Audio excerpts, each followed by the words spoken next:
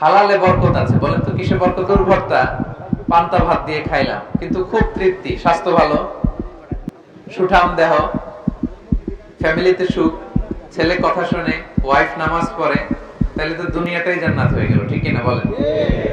আর ধরেন আপনি পোলাও, কুরমা, বিরিয়ানি এগুলো খাইলেন, ডানে বায়ে ইচ্ছা মতো কামাই করলেন, কিন্তু এমন রোগ আল্লাহ দিছে একটা হসপিটালের বিল পরিশোধ করতে 10 লাখ নাই। এরকম আছে না? নেই?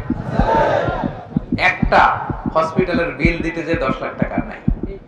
তার মানে হালালে বরকত। প্রিয় ভাইয়েরা, আমার সুঙ্গাইবুলের ভাইয়েরা, এজন্য হালালের সাথে থাকবেন।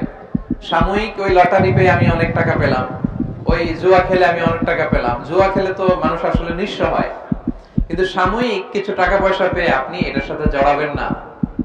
এই জীবনটা একেবারে ক্ষণিকের। আপনার দাদাকে আপনারা দেখছেন না, আজকে আছে দুনিয়াতে, অনেকের বাবাও দুনিয়াতে নাই। আমরাও একদিন থাকবো না। কিয়ামতের কঠিন ময়দানে আল্লাহ তাআলার সুপ্রিম কোর্টের কাঠগড়ায় প্রতিটি জিনিসের হিসাব আল্লাহ চাইবেন। ফামান ইয়ামাল মিসকালা যাররাতিন খাইরান ইয়ারা। ছোট্ট ভালো করেছো, এটা দেখবে, প্রতিদান পাবে। ছোট্ট খারাপ করেছো, এটা তুমি নিজে দেখবে আমলনামায়। অবাক হয়ে যাবেন, মালি হাযাল কিতাব লা ইগাদিরু সগীরাতান ওয়ালা কাবীরাতান ইল্লা আহসাহা। আপনি অবাক হবেন আমলনামা দেখে। আইরে, ওই যে সুঙ্গাইবুলিতে একদিন রাত্রে বেলা এটা করছিলাম, এটাও লেখা। তারপর অমুক দিন সকালবেলা এটা করছিলাম, এটাও লেখা। একজনরে একটা ছোট্ট খারাপ কথা বলছিলাম, এটাও লেখা। এক মুরব্বীরে সিট ছেড়ে বসতে দিছিলাম, এটাও লেখা। ভালো যা করেছেন সব প্রতিদান আপনি পাবেন, জমা আছে। আপনার অ্যাকাউন্ট বোঝাই হচ্ছে, পাহাড়ের মতো উঁচু করে আপনার আমলনামায় আল্লাহ এগুলো ঢুকিয়ে দিবে।